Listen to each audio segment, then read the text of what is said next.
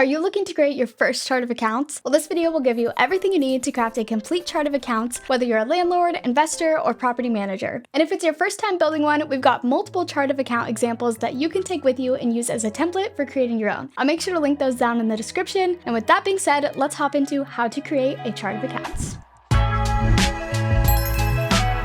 To start off this video, what is a chart of accounts? A chart of accounts is a list of accounts organized by type. For example, assets are one of the major categories, and within assets are things like property, bank accounts, and company vehicles. They're types of assets. And within something like bank accounts are different bank accounts your business has. Each bank account is then an individual account in your chart of accounts. Typically, these are major overarching accounts in a chart of accounts. You've got assets, liabilities, revenue, expenses, and equity, owner equity. You can organize your chart of accounts with sub-accounts based on your business needs. And one common way to do that is by creating accounts based on your business's departments, such as sales, marketing, service, etc. Another common way is based on business functions, such as selling, producing, etc. Also typical, your chart of accounts lives in whatever accounting software you already use. And you may be wondering, can I create a chart of accounts using my accounting software? Yes, most accounting software solutions out there offer a way to create a chart of accounts. Many accounting programs even have a chart of accounts template. Keep in mind though that these templates are too general for some types of businesses to where they need to make adjustments to get them to be workable. Instead, it's often easier to start from scratch and use a custom template designed for your business. For example, if you're a property manager, investor, or landlord, you can download our free property management chart of accounts template like I already talked about, and once again, that's linked down below. And last question, why is a chart of accounts important? Well, a chart of accounts gives you clarity about your business's accounting and helps you stay organized. But it's more than just that. A chart of accounts allows you to run important reports such as your balance sheets and profit and loss statement. These reports are the bread and butter of good accounting and a gateway to insights into your business's health. For that reason, having a well-organized chart of accounts is also vital for obtaining business financing and investors. Both lenders and investors will want to see that you know how to organize your financials and that your business is healthy and growing. Now that you know why a chart of accounts is so important, let's go ahead and jump into the steps for building one. I'm going to take you through 3 basic steps and provide multiple examples and templates that will give you a better idea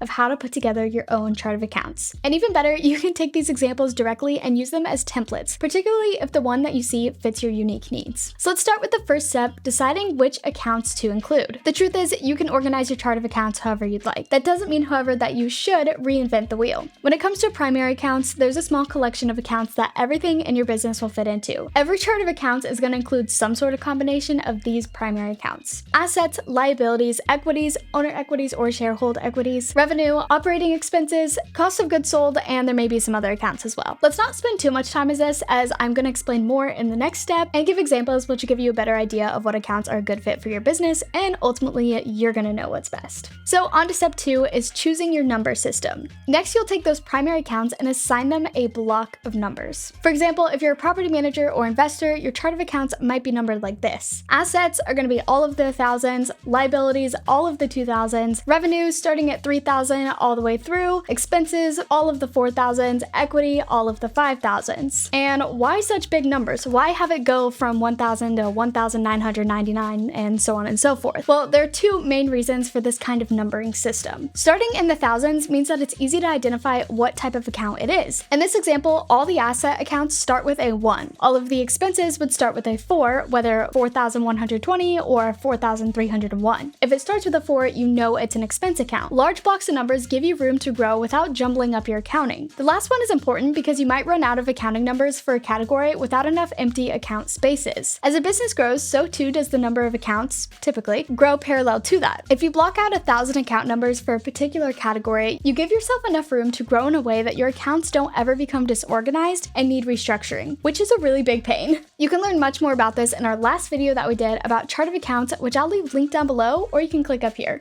On to our next step, creating your accounts and sub-accounts. So next, it's time to drill down each primary account and decide what your sub-accounts and sub-accounts within sub-accounts are. For example, if your expense accounts are 4,000 to 4,999, your expenses might look something like this.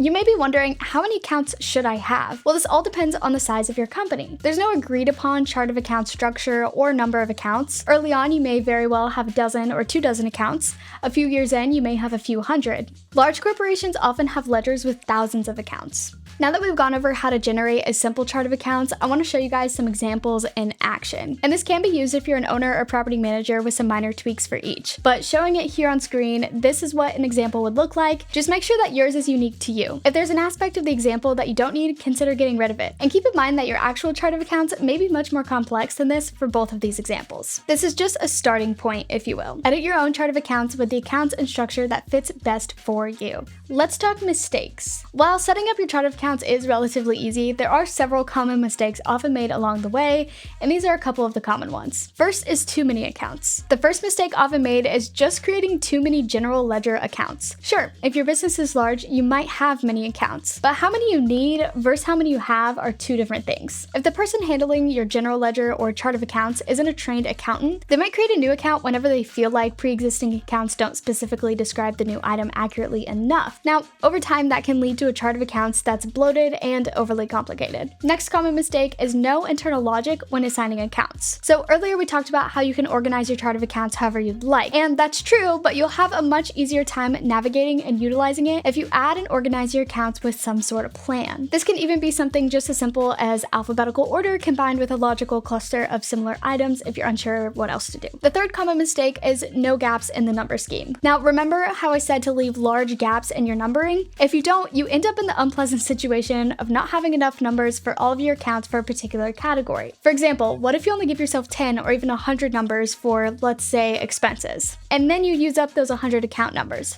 Well, you only have two choices. Reamp your chart of accounts to give yourself the necessary room, or start a whole new numbering scheme for all of your preceding expense accounts. So if your expenses are 400 to 499 and you run out of space, but 500 to 599 are taken for other primary accounts, you need to start new expense accounts at 700 plus. Needless to say, this isn't very clear and a situation that you want to avoid at all cost, which is why we recommended doing it in the 1000 blocking. The fourth common mistake is not enough detail under revenue. The revenue section of a chart of accounts is a place that's often lacking for helpful insights. That's because many people drop in sales and cost of goods sold as separate accounts and call it a day. The result is that useful insights about how to maximize your profit margins might be hiding just underneath the surface. Instead, consider adding multiple items under both sales and cost of goods sold, separating by product types, class, or in the case of cost of goods sold, each type of cost. Over time, this is going to allow you to maximize profitability by gaining insights into your product cost and sales. It takes a bit of work to set up your chart of accounts right, but it is worth it. With a well-constructed chart of accounts, you can easily uncover insights that lead to increased profitability, reduced costs, and greater overall performance. You can make tax time easier, investors and lenders will be more likely to work with you, and you'll have more effective forecasting. So use the templates that I provided along with the step-by-step instructions and create your own chart of accounts, or improve your existing one. Now, I hope this video helped you out, and if it did, make sure to give it a big thumbs up and subscribe for more property management tips, and make sure to check out that video we already made about a detailed chart of accounts. I'll see you guys over there.